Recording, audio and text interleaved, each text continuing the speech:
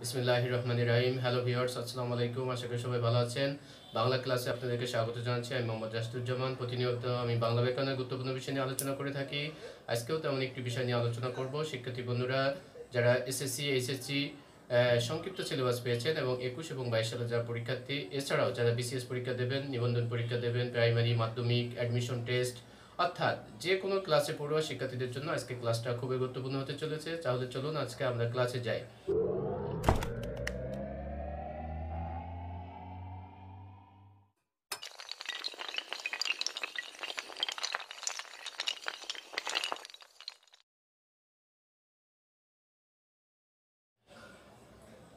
শিক্ষার্থী বন্ধুরা, আমি আজকে বাংলা ব্যাকরণে অতি গুরুত্বপূর্ণ একটি বিষয় নিয়ে আলোচনা করব। বিষয়টি হচ্ছে বাক্য প্রকরণ। আপনারা জানেন যে বাক্য বিভিন্ন পরীক্ষায় প্রশ্ন এসে থাকে, বিশেষ করে এসএসসি, এইচএসসি সহ সমস্ত পরীক্ষায় প্রশ্ন এসে থাকে। আমি বাক্য প্রকরণ থেকে আজকে দেখানোর চেষ্টা করব। আসুন আজকে বাংলা ব্যাকরণে বাক্য প্রকরণ পর্ব 1, অর্থাৎ আজকে আমি বাক্য প্রকরণ শুরু করতে যাচ্ছি। এখান থেকে পরীক্ষায় প্রশ্ন এসে থাকে, কোন প্রশ্নগুলো ইম্পর্টেন্ট, কিভাবে পরীক্ষায় আসে, আমি সেগুলো দেখানোর চেষ্টা করব। তাহলে শিক্ষার্থী বন্ধুরা আসুন শেষ পর্যন্ত ক্লাস দেখি, লাইক, কমেন্ট, শেয়ার ও সাবস্ক্রাইব করে আমার সাথে থাকেন। তাহলে দেখা যাক বাক্য থেকে আমরা কি আজকে দেখাতে যাচ্ছি। শিক্ষার্থী বন্ধুরা, বাক্য আপনারা যারা ইংরেজিতে পড়েন, সেন্টেন্স হচ্ছে শব্দের সমষ্টি। অনেকগুলো শব্দ মিলিত হয়ে বক্তার মনোভাব যদি সম্পূর্ণভাবে প্রকাশ হয় তাহলে সেটাকে বাক্য বলি। অর্থাৎ ধ্বনির সমষ্টিতে শব্দ হয়, শব্দের সমষ্টি মিলে হয় বাক্য। বাক্য হতে গেলে শুধু শব্দের সমষ্টি হলেই হবে না, এখানে বক্তা যে, অর্থাৎ যে কথা বলবে, অর্থাৎ যে স্পিচ দেবে, অর্থাৎ যে কর্তা, অর্থাৎ যে সাবজেক্ট, তার মনের ভাব সম্পূর্ণ প্রকাশ করতে হবে এবং বাক্যটার অর্থ থাকতে হবে। না হলে পৃথিবীর যে কোনো শব্দ গোষ্ঠীকেই, শব্দ সমষ্টিকে আমরা বাক্য বলতাম। যেমন হাতি আকাশে ওড়ে, দেখেন এখানে হাতি, আকাশ, ওড়ে প্রত্যেকটার কিন্তু অর্থ আছে। দেখেন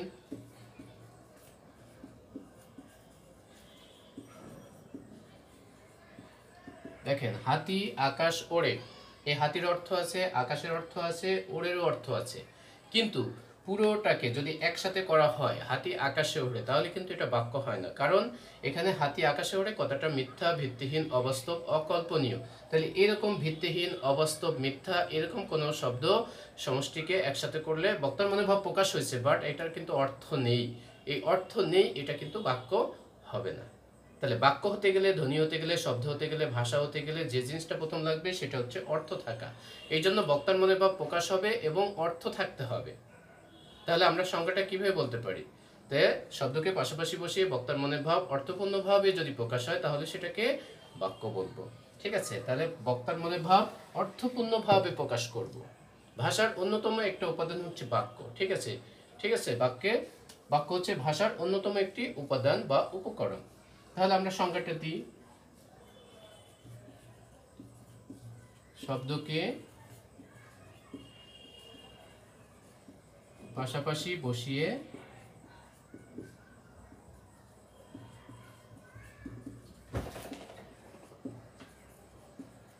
বক্তার মনের ভাব অর্থপূর্ণভাবে প্রকাশ করাকে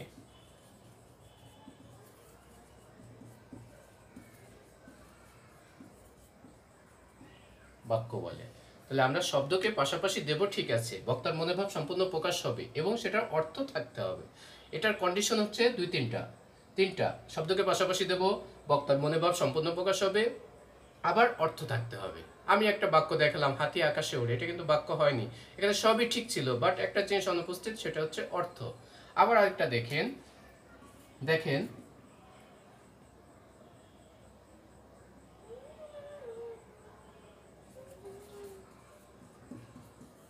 দেখেন সে বাড়ি যে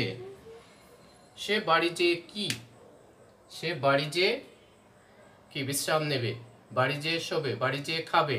হ্যাঁ, একটা কিছু বলতে হবে। দেখেন সে বাড়ি যে, এটা কিন্তু শব্দকে পাশাপাশি বসানো হয়েছে, অর্থ আছে এগুলোর, কিন্তু বক্তার মনে ভাব সম্পূর্ণ প্রকাশ হয়নি। আরো কিছু বলার আছে, বক্তা কিছু বলতে চায়, আপনারা শ্রোতা যারা শুনতেছেন তারা শুনতে চায়, অর্থাৎ আকাঙ্ক্ষা রয়েছে। এরকম আকাঙ্ক্ষা থাকলেও বাক্য হবে না। যদি বলি আমি বল খেলে, দেখেন আমি বল খেলে কি, বল খেলে বাড়ি যাব, বল খেলে স্কুলে যাব, বল খেলে রেস্ট করব, বল খেলে বিশ্রাম করব, আরো কিছু বলতে হবে, অর্থাৎ বক্তা কিছু বলতে চায়, শ্রোতা কিছু শুনতে চায়, তাহলে এরকম জিনিসগুলো যদি থাকে, আকাঙ্ক্ষা ভাব থাকে, তাহলে কিন্তু বাক্য হবে না। অর্থাৎ বাক্য হতে গেলে এই যে তিনটা বৈশিষ্ট্য, শব্দকে পাশাপাশি বসাবো, বক্তার মনে ভাব প্রকাশ হবে এবং অর্থ থাকতে হবে। তাহলে এখানে একটা জিনিস অনুপস্থিত, বক্তার ভাব সম্পূর্ণ প্রকাশ হয়নি, এখানেও সম্পূর্ণ প্রকাশ হয়নি। আবার দেখেন আরেকটা বাক্য বলেছিলাম, হাতি আকাশে ওড়ে, এখানে কিন্তু অর্থটা সম্পূর্ণ প্রকাশ হয়নি, অর্থপূর্ণভাবে বলা হয়েছে। তাহলে এই কয়েকটা কন্ডিশন থাকতে হবে, তাহলে সেটা বাক্য হবে। আর বাংলা বাক্য যেভাবে গঠন হবে সেটা একটু আমি দেখিয়ে দিই। তাহলে আমরা বাক্যের উদাহরণ দিতে পারি কি, আমি বই পড়ি, আমি বল খেলে হয় না, সে বল খেলে তাহলে হয়, তারা বল খেলে তাহলে হয়। ঠিক আছে, তাহলে এগুলো হচ্ছে পূর্ণাঙ্গ এবং সার্থক বাক্য। এখন দেখেন বাক্যের গঠন, বাংলা বাক্যের গঠনটা কি হবে। ইংরেজি বাক্য থেকে বাংলা বাক্যের গঠনটা একটু ভিন্ন রয়েছে। ইংরেজি বাক্যে আপনারা জানেন যে ভার্বটা মাঝে বসে, আর বাংলা বাক্যে ভার্ব বা ক্রিয়াটা শেষে বসে। বাংলা বাক্যের গঠন দেখেন, প্রথমে থাকে উদ্দেশ্য, উদ্দেশ্যের বাংলা হচ্ছে কর্তা, আর ইংরেজিতে বলে সাবজেক্ট। তারপরে থাকে বিধেয়, হ্যাঁ বিধেয় ইংরেজিতে বলে প্রেডিকেট, বাংলায় আরেকটা নাম আছে কর্ম অর্থাৎ অবজেক্ট, আর শেষে থাকে ক্রিয়াপদ। ঠিক আছে, তাহলে বাংলা নর্মাল একটি বাক্য, সাধারণ একটি বাক্য এইভাবে গঠন করতে হবে বা এইভাবে গঠন থাকতে পারে। তবে বাক্যের বিভিন্ন পরিবেশের কারণে, বিভিন্ন কারণে বাক্যের এই নিয়মটা চেঞ্জ হতে পারে। কবিতার ক্ষেত্রে হতে পারে, ট্যাগ কোশ্চেনের ক্ষেত্রে হতে পারে, প্রশ্ন করার ক্ষেত্রে হতে পারে, আবেগ প্রকাশের ক্ষেত্রে হতে পারে, সেক্ষেত্রে আলাদা হবে। ঠিক আছে, আমি কি যাব, এই যে একটা বাক্য, তাহলে আমি কি যাব, কি কথা তাহার সাথে, এই যে কিটা আগে বসছে, তাহলে এরকম হতে পারে। ঠিক আছে, নাম কি তোমার, এরকম হতে পারে। আমরা প্রশ্ন করার ক্ষেত্রে, ট্যাগ কোশ্চেন করার ক্ষেত্রে, নানা কারণে আবেগ প্রকাশের ক্ষেত্রে বাক্যের এই গঠনটা ভিন্ন হতে পারে।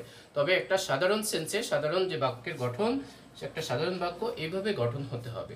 প্রথমে উদ্দেশ্য বা কর্তা থাকতে হবে, তারপরে বিধেয় থাকতে পারে, তারপরে ক্রিয়া থাকতে পারে। যেমন দেখেন, সে বল খেলে, এখানে দেখেন যদি আমি বল খেলে তাহলে কিন্তু হয় না, পার্সন অনুযায়ী ভ্যারি করতেছে, বাক্য কমপ্লিট ইনকমপ্লিট থাকতেছে। ঠিক আছে, সমাপিকা অসমাপিকা হয়ে যাচ্ছে। আমি বল খেলে বাক্যটা হয় না, তাহলে পার্সন অনুযায়ী সে বল খেলে, তারা বল খেলে, তাহলে কিন্তু বাক্য হচ্ছে। তাহলে দেখেন এই বাক্যে কাজ করতেছে কে, সে, তাহলে সেটা হচ্ছে কর্তা বা উদ্দেশ্য। এরপরে কি খেলে, বল, এটা হচ্ছে কর্ম বা বিধেয়, আর খেলেটা হচ্ছে ক্রিয়া।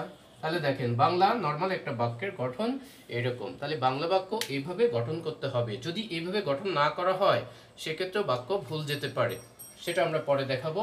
এই হচ্ছে বাংলা বাক্যের গঠন। এখন এই যে বাংলা বাক্য যে ভুলের কথা বললাম, যে সঠিকভাবে গঠন না করলে ভুল হবে, অর্থ প্রকাশ না করলে ভুল হবে, সঠিক স্থানে সঠিক শব্দ ব্যবহার না করলে ভুল হবে, এইগুলোকে বলে বাক্যের বৈশিষ্ট্য বা গুণ। এগুলোকে বলে বাক্যের বৈশিষ্ট্য বা গুণ। তাহলে একটি সার্থক বাক্য হতে গেলে তিনটি গুণ বা বৈশিষ্ট্য থাকা প্রয়োজন। তাহলে আমরা প্রথমে এই জিনিসটা আলোচনা করব, যারা শিক্ষার্থী বন্ধুরা এসএসসি এইচএসসি পরীক্ষায় এই প্রশ্নটা প্রায়ই এসে থাকে। আর এখান থেকে নৈবেত্তিক যে পরীক্ষাগুলো হয়, বিশেষ করে এসএসসি, বিসিএস, নিবন্ধন, প্রাইমারি, অ্যাডমিশন টেস্ট, তাহলে এখান থেকে নৈবেত্তিক আসবে। কিভাবে আসবে আমি দেখাবো। তাহলে একটি সার্থক বাক্যের গুণ বা বৈশিষ্ট্য হচ্ছে তিনটি। যারা ইন্টার পরীক্ষার্থী তাদের কিন্তু এখান থেকে 5 মার্ক লিখতে হবে, আর অন্যান্য পরীক্ষায় কিন্তু সবগুলো এখান থেকে নৈবেত্তিক আসবে। ঠিক আছে, তাহলে একটি বাক্যের গুণ বা বৈশিষ্ট্য কয়টা,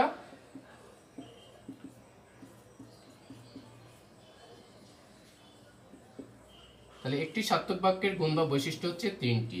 ঠিক আছে, এই তিনটি বৈশিষ্ট্যের অভাব যদি পূরণ করা হয় তাহলে একটা পূর্ণাঙ্গ বা সার্থক বাক্য গঠন হবে। এই বৈশিষ্ট্য কিন্তু ভালো বৈশিষ্ট্য না বা ভালো গুণ নয়, কিন্তু এই গুণের অভাব থাকবে। তাহলে এই গুণগুলোর অভাব যদি বাক্যের পূরণ করা হয় তাহলে বাক্য হবে। তাহলে এই গুণগুলো বোঝা যাচ্ছে এটা ভালো গুণ নয়, মন্দ গুণ। ঠিক আছে, এই গুণ থাকলে বাক্য হয় না। এই গুণের অভাবটা যখন পূরণ হয় তখন কিন্তু একটা কমপ্লিট বা পূর্ণাঙ্গ বা সার্থক বাক্য গঠন হয়। তাহলে এই গুণগুলো আমরা একটু দেখি, কোন গুণগুলো থাকলে বাক্য হয় না। দেখেন, প্রথমটা হচ্ছে আকাঙ্ক্ষা। শিক্ষার্থী বন্ধুরা, আমরা একটা কারেকশন বা সঠিক বানান কিন্তু এখান থেকে পেয়ে গেলাম। ঠিক আছে, এই আকাঙ্ক্ষা বানানটা বিভিন্ন পরীক্ষায় আসে, যে সঠিক বানান কোনটি বা ভুল বানান কোনটি। ঠিক আছে, আপনারা অনেক সময় ভুল করে থাকেন, আজকে ক্লিয়ার করে নেন। আমার বাংলা বানানের উপর 17টা ক্লাস আছে বা 18টা বা 15টা ক্লাস আছে, আপনারা সেগুলো দেখতে পারেন আর বাংলা এডুকেশনে।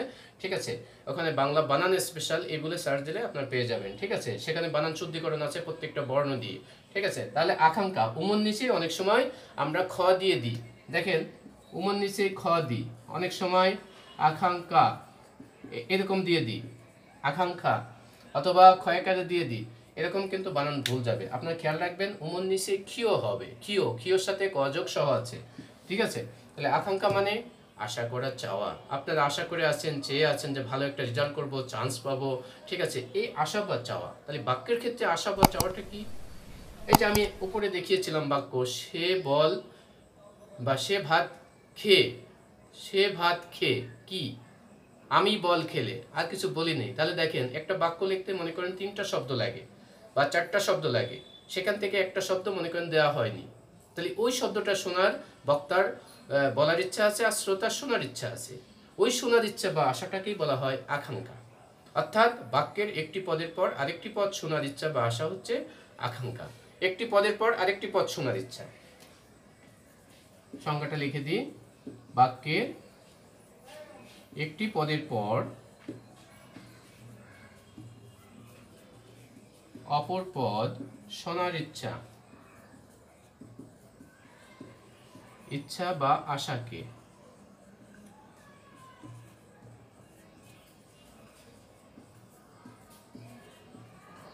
ঠিক আছে।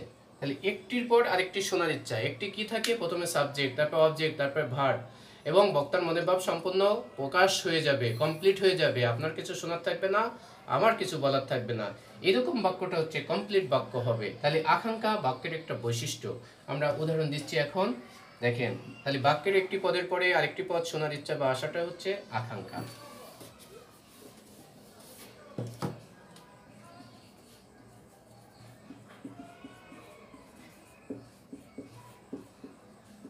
দেখেন এই বাক্যটা হয়েছে কিনা। এসএসসি পরীক্ষার্থী যারা, তাদের কিন্তু গতবার এসএসসি পরীক্ষায় এই প্রশ্নটা এসেছে যে নিচের কোনটি অসমাপিকা ক্রিয়া অথবা আকাঙ্ক্ষাজনিত ভুল। অসমাপিকা ক্রিয়া থেকে এসেছে, ক্রিয়াটা সম্পন্ন না, এটা কিন্তু আকাঙ্ক্ষাজনিত একটি বাক্য ভুল। প্রভাতে সূর্য উঠলে বাক্যটা হয়নি, বক্তার মনোভাব সম্পূর্ণ প্রকাশ হয়নি। অর্থাৎ বক্তা কিছু বলতে চায়, আপনার শ্রোতা আপনার কিছু শুনতে চান। দেখেন প্রভাতে সূর্য উঠলে আরো কিছু বলা আছে, সূর্য উঠলে কি চারিদিকে আলোকিত হয়, অন্ধকার দূর হয়, আরো কিছু বলতে হবে। তাহলে এই জাতীয় বাক্য হচ্ছে কি আকাঙ্ক্ষা জনিত ভুল। তাহলে দেখেন আমরা বলছি আকাঙ্ক্ষা একটা গুণ বা বৈশিষ্ট্য, এই গুণটা ভালো গুণ নয়, কারণ এই গুণ থাকলে বাক্য হচ্ছে না। এই গুণের অভাবটা যখন পূরণ করব তখন একটা কমপ্লিট বা সার্থক বাক্য হবে। তাহলে বাক্যের একটি পদের পর একটি পদ শোনার ইচ্ছা, এই উঠলে এরপরে আরো কিছু আছে সেটা শোনার ইচ্ছা হচ্ছে, এটাই হচ্ছে আকাঙ্ক্ষা, ঠিক আছে। প্রভাতে সূর্য উঠলে অন্ধকার দূর হয় বা আলোকিত হয়, সেটা বলতে হবে। তাহলে আকাঙ্ক্ষা বোঝা গেছে, এটা আমরা ধরে নিচ্ছি। 2 নম্বরে দেখেন, হ্যাঁ এই জায়গায় আমাদের একটু ভুল যায় শিক্ষার্থী বন্ধুরা। এখানে দেখেন আসক্তি, এটা হচ্ছে ত যোগ ত। আরেকটা শব্দ আছে, এই শব্দটাও সঠিক, এখানে হচ্ছে ক যোগ ত। তবে বাক্যের ক্ষেত্রে এইটা সঠিক, এটার অর্থ কি আর এটার অর্থ কি আমাদের একটু ক্লিয়ার করতে হবে। আমরা যখন মাদকাসক্তি ও তার কুফল পড়ি তখন কিন্তু এই আসক্ত দেয়া হয়, অথবা আমরা পড়ে থাকি যে সে পড়ায় খুব আসক্ত, সে এই কাজে খুব আসক্ত, এই কাজটা সে আসক্ত, তার মানে সেই কাজে ঝুঁকে পড়া, সেটার অর্থ হচ্ছে আসক্তি কয়ত। মাদকাসক্ত অ্যাডিক্টেড, সেটা হচ্ছে কয়ত। আর এই আসক্তি মানে হচ্ছে ব্র্যাকেটে আমি লিখে দিলাম নিকটে। এই আসক্তি মানে হচ্ছে নিকটে বা কাছে। কি কাছে, কি নিকটে, আমরা একটু আগে দেখিয়েছি। বাংলা বাক্যের গঠন দেখেন, আমি গঠনটা একটু দেখিয়ে দিই। উদ্দেশ্য, এরপরে থাকে বিধেয়, এরপরে থাকে ক্রিয়া। তাহলে কার কাছে কি আছে, উদ্দেশ্যের কাছে আছে বিধেয়, বিধেয়ের কাছে আছে ক্রিয়া, এইটাকে মিন করা হয়েছে, ঠিক আছে। কাছে মানে নিকটে মানে উদ্দেশ্যের কাছে বিধেয়, বিধেয়ের কাছে ক্রিয়া। এখন যদি আপনি ক্রিয়া আগে দেন, বিধেয় পরে দেন, উদ্দেশ্য তারপরে দেন, তাহলে যার কাছে যাকে থাকার দরকার ছিল সে নেই। তাহলে বাক্যের যার নিকটে যার থাকার দরকার ছিল সে নেই। অর্থাৎ বাক্যের শব্দগুলোকে যদি এলোমেলোভাবে বসানো হয়, সুশৃঙ্খলভাবে না বসানো হয়, এলোমেলো বসানো হয়, তাহলে বাক্যের অর্থ সুস্পষ্ট হয় না, সেটাকে বলা হচ্ছে আসক্তি। তাহলে বাক্যের অর্থসঙ্গতি রক্ষার জন্য সুশৃঙ্খল পদ বিন্যাস, বাক্যকে সঠিক অর্থ প্রকাশ করতে হলে তার পদগুলোকে সঠিকভাবে সাজাতে হবে, সুশৃঙ্খলভাবে বিন্যাস করতে হবে, সেই বিন্যাসের নাম হচ্ছে আসক্তি। এই যে আসক্তি মানে নিকটে থাকা, উদ্দেশ্যের নিকটে বিধেয় থাকবে, বিধেয়ের নিকট ক্রিয়া থাকবে, এরকম বাক্য যদি গঠন না করা হয় সেটাও একটা বাক্য ভুলের কারণের মধ্যে থাকবে। তাহলে এখানে আসক্তি তয়তা হবে, তাহলে সুশৃঙ্খল পদ বিন্যাস, এটা মনে রাখবেন। সুশৃঙ্খল পদ বিন্যাস। অনেক সময় সংজ্ঞা আসবে, সংজ্ঞা কিন্তু অবশ্যই আসবে, এসএসসি আলাদের প্রায়ই এই সংজ্ঞাটা এসে থাকে, গতবারও সম্ভবত এটা আসছে। ঠিক আছে, বাক্যের অর্থসঙ্গতি রক্ষার জন্য সুশৃঙ্খল পদ বিন্যাসকে কি বলে? নৈর্ব্যক্তিক পরীক্ষা এটা আসতেই পারে। আর কলেজে যারা পড়েন পরীক্ষার্থী, তাদের কিন্তু এই 3টা গুণ বা বৈশিষ্ট্য কয়টি ও কি কি এটা লিখতে হবে 5 মার্কের। তাহলে বাক্যের অর্থসঙ্গতি রক্ষার জন্য, সঙ্গতি মানে হচ্ছে মিল, সুশৃঙ্খল পদ বিন্যাস, বিন্যাস মানে হচ্ছে সাজানো, তাহলে পদগুলোকে সঠিকভাবে সাজাতে হবে। এই সঠিকভাবে না সাজালে বাক্য যে ভুল হবে সেটাই হচ্ছে আসক্তি। তাহলে বাক্যের অর্থসঙ্গতি রক্ষার জন্য সুশৃঙ্খল পদ বিন্যাসকে আসক্তি বলে। উদাহরণ দেখেন, সঠিকভাবে পদগুলো সাজাতে হবে, নাহলে অর্থ মিনিংটা ঠিক হবে না। দেখেন, বাবা বাজার ইলিশ থেকে এনেছেন। দেখেন বাক্যটা হয়েছে কিনা, পদগুলো সঠিকভাবে সাজানো হয়নি, এই জন্য অর্থটা এলোমেলো হচ্ছে। বাজার, বাবা বাজার ইলিশ থেকে এনেছেন, ইলিশ থেকে আবার বাজার আনা যায় না তো, বাজার থেকে ইলিশ এনেছেন সেটা যদি হয় তাহলে সঠিক বাক্য হয়। তাহলে বাবা বাজার ইলিশ থেকে এনেছেন এটা হয় না কথাটা। তাহলে এখানে কি হবে, বাবা বাজার থেকে, থেকেটা বাজারের পরে যাবে, নিকটে যাবে, অর্থাৎ যার নিকটে যা থাকার কথা সেটা নেই, এই জন্য বাক্যটা সঠিকভাবে অর্থ প্রকাশ করতেছে না। ঠিক আছে, এই সঠিকভাবে অর্থ প্রকাশ করে না বলে এটার নাম হচ্ছে আসক্তি। সুশৃঙ্খল পদ বিন্যাস করতে হবে, তাহলে একটা সার্থক বাক্য গঠন হবে। তাহলে এখানে হওয়া উচিত ছিল বাবা বাজার থেকে ইলিশ এনেছেন, কিন্তু দেখেন বাবা বাজার ইলিশ থেকে এনেছেন, বাক্যটা হয়নি। তাহলে এই সুশৃঙ্খল পদ বিন্যাসটা সাজিয়ে লেখার নামই হচ্ছে আসক্তি। ঠিক আছে, এটা খেয়াল রাখবেন। বলেও কিন্তু এখানে কয়তা হবে না, তয়তা হবে। এই আসক্তি মানে নিকটে বা কাছে, অর্থাৎ যার নিকটে যাকে থাকলে, কথায় আছে বন্যেরা বনে সুন্দর, শিশুরা মাতৃ করে, অর্থাৎ জীবমাতৃ স্বাভাবিক স্থানে সুন্দর। তাহলে যার পরে যার থাকলে বাক্যটা হবে, তাকেই দিতে হবে। তাহলে বাজারের পরে থেকে কথাটা আসবে, তারপরে ইলিশ কথাটা আসবে, তাহলে হবে বাবা বাজার থেকে ইলিশ এনেছেন, সঠিক হবে। শিক্ষার্থী বন্ধুরা, এর পরের বৈশিষ্ট্য দেখেন, 3 নম্বর বৈশিষ্ট্য এবং শেষ বৈশিষ্ট্য, যোগ্যতা। আমি প্রথমে একটা বাক্য বলেছিলাম যে হাতি আকাশে ওড়ে। দেখেন এই বাক্যের বক্তার মনোভাব সম্পূর্ণ প্রকাশ হয়েছে, শব্দগুলোকে পাশাপাশি বসানো হয়েছে, কিন্তু যে অভাবটা রয়েছে সেটা হচ্ছে অর্থটা সম্পূর্ণ হয়নি, সঠিক অর্থ না। হাতি কখনো আকাশে ওড়ে না। আমি যদি বলতাম পাখি আকাশে ওড়ে, তাহলে কিন্তু বাক্যটা সঠিক হতো। তাহলে বাক্যের এই যে যা বলতে চাচ্ছি হাতির সম্পর্কে, সেটা কি অর্থ আর ভাবের মিল হচ্ছে না। আমি যা বলতে চাই সেটা যদি অর্থগতভাবে ভাবগতভাবে মিল না হয়, সেই অর্থের যদি মিল না থাকে, সেটা হচ্ছে যোগ্যতার অভাব।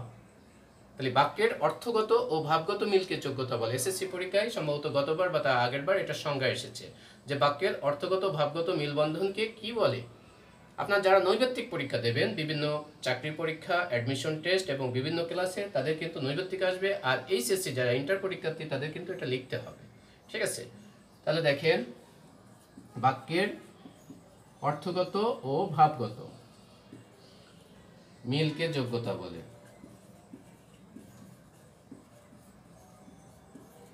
তাহলে অর্থ আর ভাবের মিল থাকতে হবে, তাহলে সেটা যোগ্যতা হবে। ঠিক আছে, অর্থ আর ভাব, যা বলতে চাচ্ছেন, যার সম্পর্কে বলতে চাচ্ছেন, সেটা অর্থের সাথে বাস্তবতার মিল থাকতে হবে। ঠিক আছে, যেমন দেখেন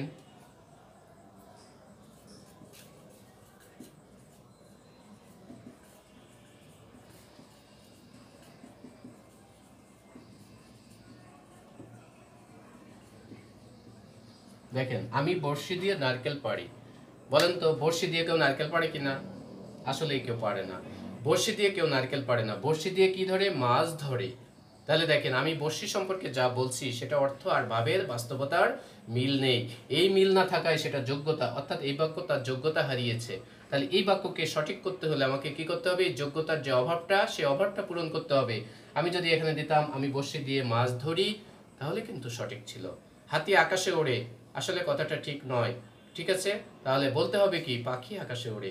তাহলে এই যে হাতি সম্পর্কে আমি যে কথাটা বলছি সেটা অর্থ আর ভাবের বা বাস্তবতার মিল নেই, এগুলো হচ্ছে যোগ্যতার অভাব। প্লাবনের সৃষ্টি করে, তাহলে কিন্তু বাক্যগুলো ভুল যায়, এগুলো হচ্ছে যোগ্যতার অভাব। তাহলে বাক্যের অর্থ আর ভাব বা বাস্তবতার মিল থাকতে হবে। এই জিনিসের অভাব পূরণ করলে একটি সার্থক এবং সুন্দর বাক্য হবে। ঠিক আছে, তাহলে শিক্ষার্থী বন্ধুরা, আমরা বাক্য কাকে বলে, ঠিক আছে, এবং বাক্যের গুণ বা বৈশিষ্ট্য আমরা পড়ানোর চেষ্টা করলাম। আশা করি এখান থেকে উপকৃত হবেন এবং শেষ পর্যন্ত ক্লাস দেখার জন্য সবাইকে ধন্যবাদ জানাচ্ছি এবং আমার সাথে থাকেন পরবর্তী ক্লাস দেখার জন্য। সবাই আমন্ত্রণ জানিয়ে আজকের মতো শেষ করছি। আল্লাহ হাফেজ, আসসালামু আলাইকুম।